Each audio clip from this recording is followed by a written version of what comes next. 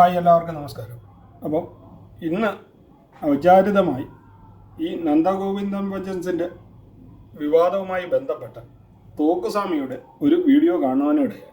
ഗുരുവായൂർ എടുക്കൂ, ശബരിമല എടുക്കൂ, അയ്യപ്പനെയും ഗുരുവായൂരപ്പനെയൊക്കെ ഉണർത്താനും ഉറക്കാനും ഊട്ടാനും എല്ലാം ഉപയോഗിക്കുന്നത് യേശുദാസ് എന്ന് പറയുന്ന ഒരു ക്രിസ്ത്യൻ കുടുംബത്തിൽ ജനിച്ച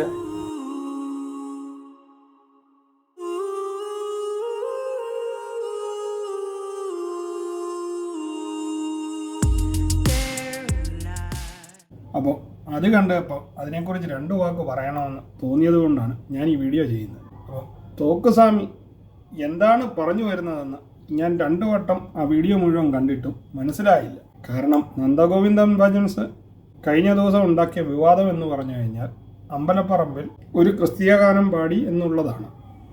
അത് സംബന്ധിച്ച് പൊതുജനങ്ങളുടെ ഇടയിൽ 2 രീതിയിലുള്ള അഭിപ്രായം ഇപ്പോഴും വൻ ചർച്ചാ വിഷയമാണ്. കുറച്ചു പേർ അതിനെ അനുകൂലിച്ചും കുറച്ചു പേർ അതിനെ പ്രതികൂലിച്ചും പറഞ്ഞുകൊണ്ട് തന്നെയാണ് ഈ കഴിഞ്ഞ ദിവസങ്ങളിലൊക്കെയുള്ള സോഷ്യൽ മീഡിയ പേജുകളിൽ നിറഞ്ഞു നിൽക്കുന്ന കാര്യങ്ങൾ. എന്നാൽ ഇന്ന് തോക്കുസ്വാമിയുടെ വീഡിയോ കണ്ടപ്പോൾ എനിക്ക് സത്യം പറഞ്ഞു കഴിഞ്ഞാൽ ഈ പുള്ളി എന്താണ് പറയുന്നതെന്ന് എത്ര ആലോചിച്ചിട്ടും ഒരു പിടിയും കിട്ടിയില്ല.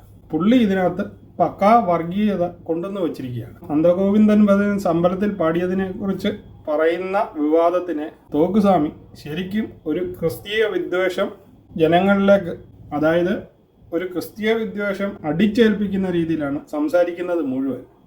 ഹിന്ദു വർഗീയത പറഞ്ഞു നടക്കുന്ന ഈ വിശ്വസർപ്പങ്ങളോട് ഒരു കാര്യം ചോദിക്കാനുണ്ട്.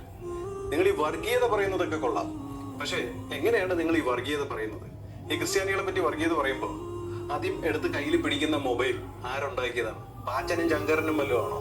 ക്രിസ്ത്യാനികൾ ഉണ്ടാക്കിയ മൊബൈൽ ഫോൺ, ക്രിസ്ത്യാനികൾ ഉണ്ടാക്കിയ ആപ്പ്, ക്രിസ്ത്യാനികൾ ഉണ്ടാക്കിയ മൈക്ക്, അല്ലേ?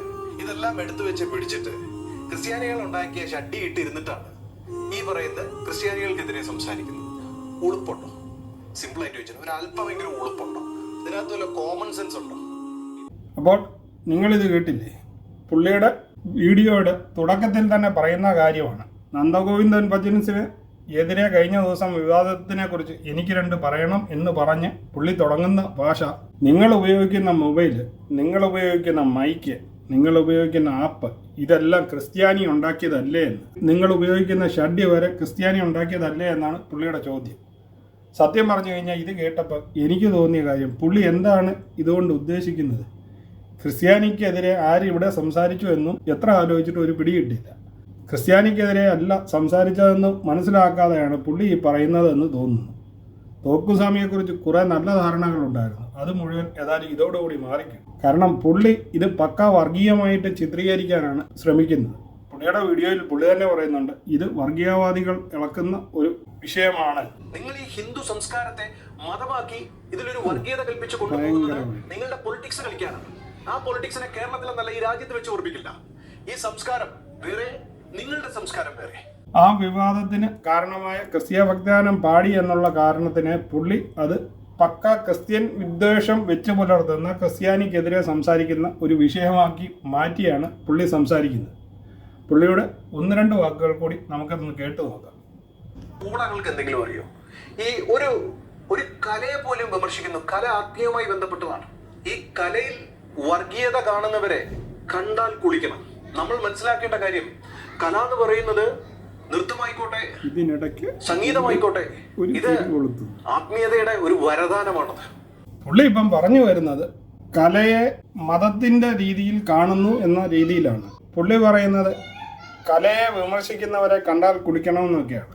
ശരിക്കും അവിടെ ആ അമ്പലത്തിൽ ഒരു ക്രിസ്തീയ ഭക്തിഗാനം പാടിയത് തെറ്റാണ് എന്ന് മാത്രമാണ് പൊതുവേ ഉള്ള വിമർശനം. അതായത് ക്രിസ്തീയ ഭക്തിഗാനം അമ്പലത്തിൽ പാടുന്നതിനോ, അമ്പലത്തിൽ പാടുന്ന ശ്രീകൃഷ്ണ ഭക്തിഗാനം പള്ളിയിൽ പാടുന്നതിനോ എനിക്ക് തോന്നുന്നില്ല നാട്ടിലുള്ള ഒരു വിശ്വാസികൾക്കും ഇഷ്ടമാകുമെന്ന്. അതിനെക്കുറിച്ച് മാത്രമാണ് ഈ വിവാദം ഉണ്ടായിരിക്കുന്നത്. പക്ഷേ ഈ വിവാദം കത്തിക്കാളിയപ്പോൾ ആളുകൾ അതിനെ രാഷ്ട്രീയവൽക്കരിക്കാനും മതവിദ്വേഷം വളർത്തുവാനുമാണ് ശ്രമിക്കുന്നതെന്ന് ഈ വീഡിയോ കണ്ടിട്ട് എനിക്ക് തോന്നുന്നത്. ഇങ്ങനെയുള്ളൊരു 10 പേര് ഈ വിവാദത്തിനെ കത്തിക്കയറ്റിക്കഴിഞ്ഞാൽ ഇത് മിക്കവാറും അവസാനം ഹിന്ദു ക്രിസ്ത്യൻ വിദ്വേഷ വർഗീയ കലാപത്തിലേക്ക് മാറിപ്പോകാൻ വരെയുള്ള ചാൻസിനുള്ള കാര്യമായി മാറുമെന്ന് എനിക്ക് തോന്നുന്നു. നിങ്ങൾക്കൊക്കെ തരാനുള്ള മരുന്നുണ്ട്. അതിന് ഞാനിപ്പോൾ കേരളത്തിലല്ല, ഞാൻ കേരളം വിട്ടുപോയി. ഞാനിവിടെ കേരളത്തിൽ ഉണ്ടായിരുന്നെങ്കിൽ നിങ്ങൾ ഈ കൊഴുപ്പ് ഇവിടെ കാണിക്കില്ലേ? എന്തായിരുന്നാലും കൂടുതൽ ഞാൻ ദീർഘിപ്പിക്കുന്നില്ല. കേരളത്തിലെ ജനത മനസ്സിലാക്കേണ്ടത് വിവേകാനന്ദ സ്വാമി പറഞ്ഞ പോലെ കേരളം ഒരു ഭ്രാന്താലയമാണ്. ഭാഗ്യം പുള്ളി കേരളത്തിലില്ലെന്നും കേരളത്തിലുണ്ടെങ്കിൽ എല്ലാവരെയും പഠിപ്പിക്കുമായിരുന്നെന്നും അതുകൊണ്ടാണ് പുള്ളി കേരളം വിട്ടു നിൽക്കുന്നത് കൊണ്ടാണ് കേരളത്തിലെ ജനങ്ങൾ രക്ഷപ്പെട്ടതെന്നും പുള്ളി തന്നെ പറയുന്നുണ്ട്. സത്യം പറഞ്ഞു കഴിഞ്ഞാൽ ഇങ്ങനെക്കൂട്ടുള്ള 10 പേരുണ്ടെങ്കിൽ കേരളം ഭ്രാന്താലയമല്ല അതിനപ്പുറവും ആകുമായിരുന്നെന്ന് എനിക്ക് ഇപ്പോൾ തോന്നുന്നു. ഈ സ്വാമിയുടെ പറച്ചിൽ എനിക്ക് ആദ്യം തൊട്ട് അവസാനം വരെ വീഡിയോ കണ്ടിട്ട് ഒന്നും മനസ്സിലായില്ല. പുള്ളി പക്ക സംഘികൾക്കെതിരെ സംസാരിക്കുന്ന ഒരു വിഷയം മാത്രമാണ് ക്രിസ്തീയ വിദ്വേഷം വളർത്തുന്നുവെന്ന്. ശരിക്കും പറഞ്ഞു കഴിഞ്ഞാൽ ഒരു പാട്ടുപാടിയ വിഷയമാണ്. അതിനെക്കുറിച്ച് ആ ശശികല ടീച്ചർ വരെ പറഞ്ഞതിനോട് എനിക്ക് യോജിക്കാനേ കഴിയുന്നുള്ളൂ. ഞാനൊരു സംഖ്യയല്ല എന്നിട്ട് കൂടി. കാരണം അവർ അതിനകത്ത് വ്യക്തമായിട്ട് അവരുടെ ആ മറുനാടനുമായിട്ടുള്ള അഭിമുഖത്തിൽ പറയുന്നുണ്ട്, പള്ളിയിലെ പാട്ട് പള്ളിയിൽ പാടുന്നതിനോ അല്ലാതെ ഒരു ഗാനമേള സ്റ്റേജിൽ പാടുന്നതിനോ ഒന്നും ഒരു വിരോധവുമില്ല. അതിൻ്റെ ഒരു വഴി കൂടി കണ്ട ശേഷം നമുക്ക് ഈ വീഡിയോ അവസാനിപ്പിക്കാം. കടമയാണ്, അങ്ങനെ വേണ്ടിയിരുന്നില്ല. അവരെല്ലാ പാട്ടുകളും ആസ്വദിക്കുന്നയാളാണ് ഞാൻ. പക്ഷെ ഒരു ക്ഷേത്രത്തിനകത്ത് മറ്റൊരു ഭക്തിഗാനം, അതേപോലെ തന്നെ പള്ളിയിൽ ഹിന്ദു ഭക്തിഗാനവും വേണ്ട, അതിനൊക്കെ കുറിക്കുന്നത് കുറിക്കല്യാണത്തിന് ഇന്നത് എന്നുണ്ട്. അപ്പോൾ ഈ ശശികല ടീച്ചർ ഒരു തീവ്ര ഹിന്ദുത്വവാദിയാണെന്ന് പറയുന്ന കൂട്ടത്തിലായിരുന്നു ഞാനും. പക്ഷെ ഈ വീഡിയോ കണ്ടതിൽ നിന്നും ഈ തോക്കുസ്വാമിയെക്കാട്ടിലുമൊക്കെ എത്രയോ ഭേദമാണ് ശശികല ടീച്ചർ എന്ന് തോന്നുന്നു. അവര് മതത്തിനെതിരെ ഒന്നുമല്ല പറഞ്ഞിരിക്കുന്നത്. ഈ ഗാനം അമ്പലത്തിൽ ആലപിച്ചതിനെ ശരിയായില്ല എന്ന് മാത്രമേ പറഞ്ഞിട്ടുള്ളൂ. പക്ഷെ അതുവരെ എടുത്താണ് ഈ തോക്കുസ്വാമി ഒരു മതവിദ്വേഷ പരിപാടിയായിട്ട് മാറ്റാനായിട്ട് ശ്രമിക്കുന്നതെന്നാണ് എൻ്റെ വിചാരം. അപ്പോൾ ഈ വീഡിയോയെക്കുറിച്ചുള്ള നിങ്ങളുടെ അഭിപ്രായം ഇതിന് താഴെ കമൻറ്റ് ചെയ്യണമെന്ന് അഭ്യർത്ഥിച്ചുകൊണ്ട് ഈ വീഡിയോ ഇവിടെ നിർത്തുകയാണ്. വീണ്ടും പുതിയൊരു വീഡിയോയുമായി കാണുന്നത് വരെ നിങ്ങൾക്കെല്ലാവർക്കും ഗുഡ് ബൈ.